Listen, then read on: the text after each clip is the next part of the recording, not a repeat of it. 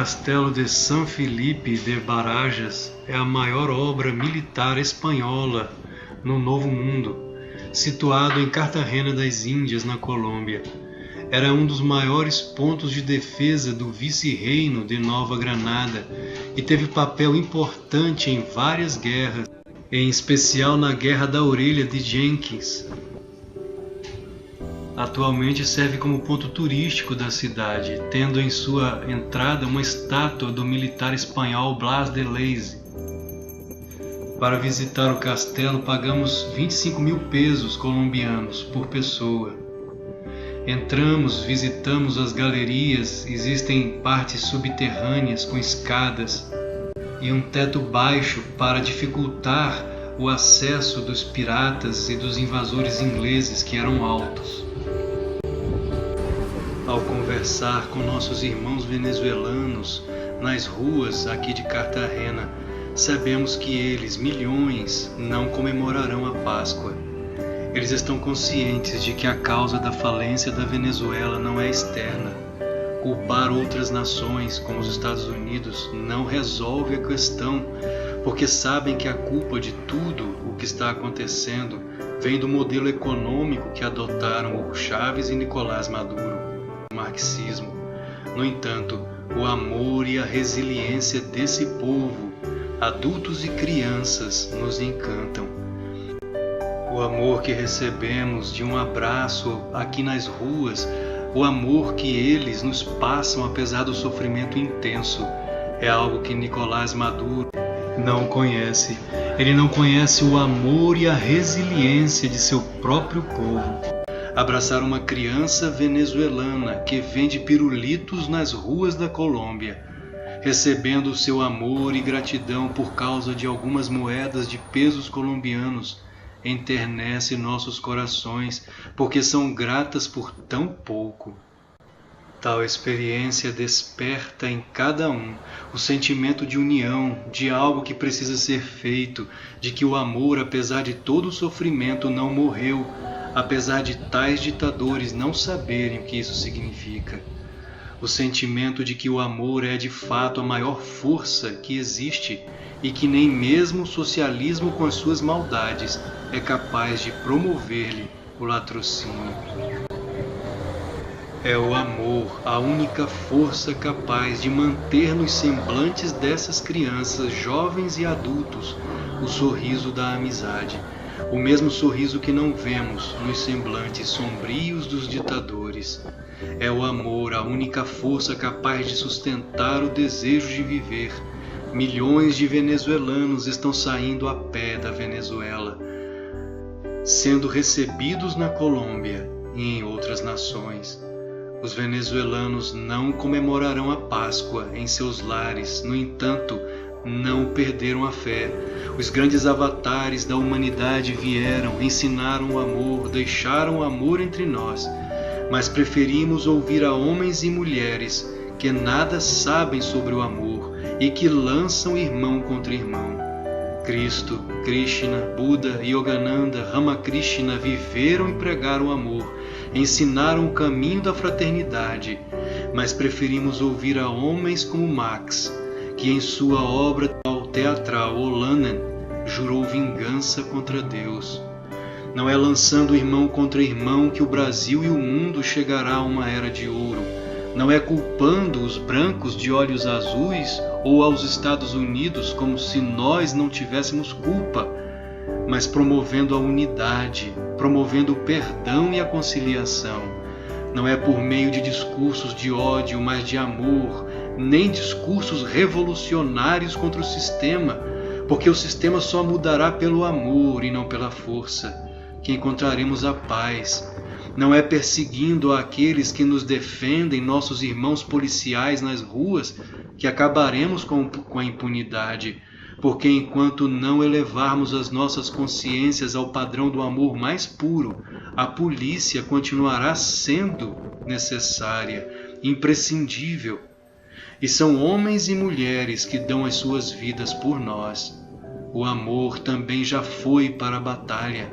Joana d'Arc, a donzela de Orleans, uma jovem camponesa de 17 anos, liderou um exército de homens para acabar com a Guerra dos 100 Anos entre a França e a Inglaterra.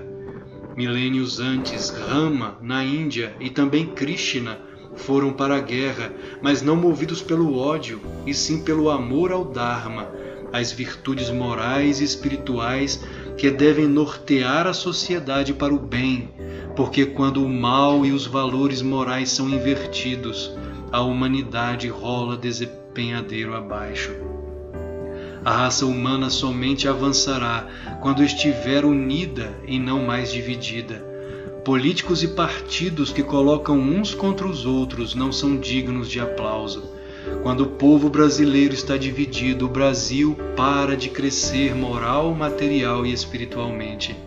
Devemos aprender a amar como nunca antes, a amar incondicionalmente.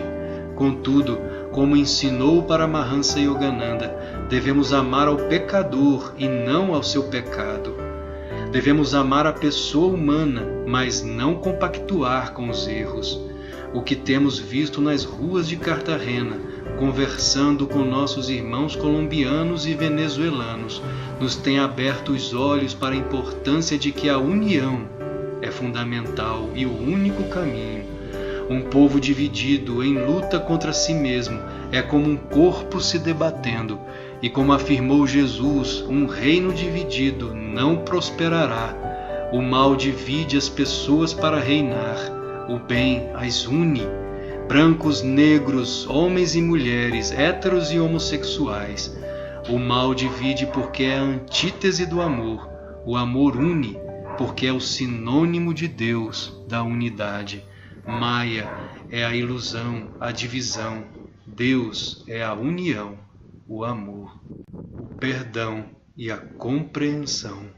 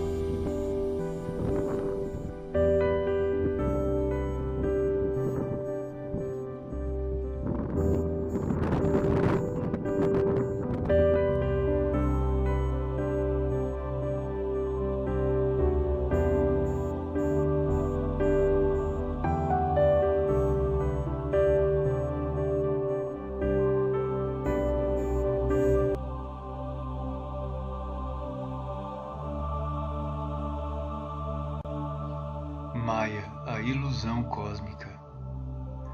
Deus é a unidade suprema, o uno, o único, o absoluto, o infinito oceano da consciência.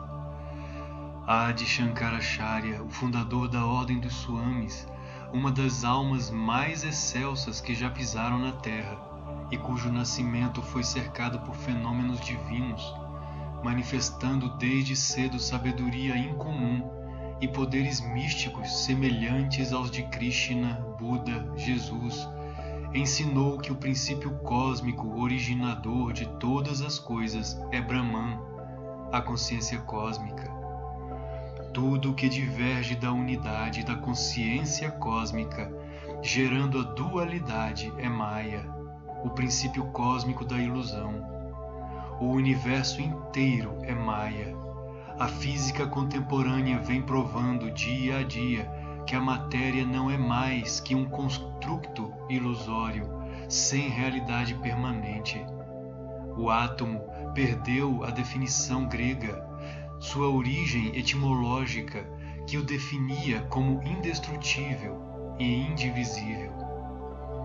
Na pequena obra intitulada A Ciência Sagrada, escrita no final do século XIX, Swami Sri Yukteswar já definia o átomo como avidya, que quer dizer ignorância, e o conjunto de átomos que dão origem às inúmeras formas significa Maya, a própria ilusão cósmica. Isso significa que Deus, ou Espírito, a inteligência cósmica, está logo atrás de sua própria manifestação, ou seja, logo atrás da matéria, o conjunto de átomos ou partículas subatômicas. No cosmos, Maya manifesta os infinitos universos, a ilusão da matéria, das incontáveis formas cósmicas, seres inteligentes, o drama cósmico, a lila cósmica. No drama humano, Maya tem se personificado aos santos e aos avatares. Para Krishna, há 5 milênios, veio como Kaliya, na forma de uma serpente com várias cabeças. No budismo, surgiu como Mara, o tentador, aquele que tentou Buda para desistir do caminho do Dharma, o caminho da iluminação.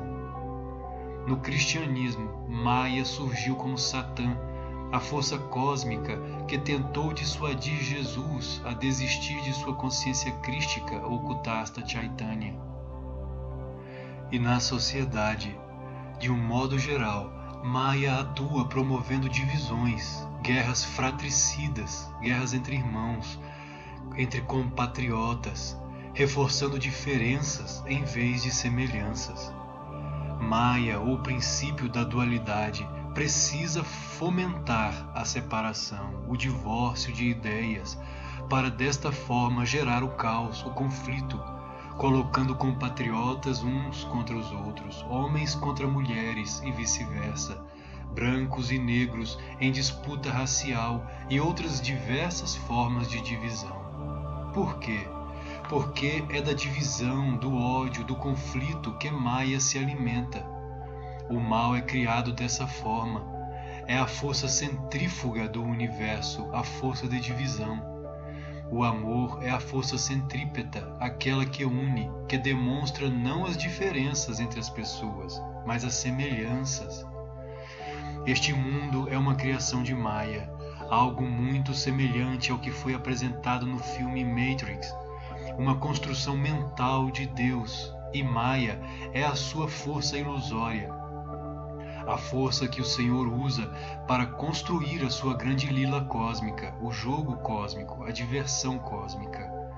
Nesse grande jogo, as forças da luz e das trevas, da sabedoria e da ignorância, do bem e do mal, formam aquilo que é conhecido como dualidade. Os iluminados são aqueles que venceram o mundo, ou seja, venceram Maya, a ilusão, a dualidade. Venceram os conflitos, alcançando o amor incondicional e a percepção da unidade.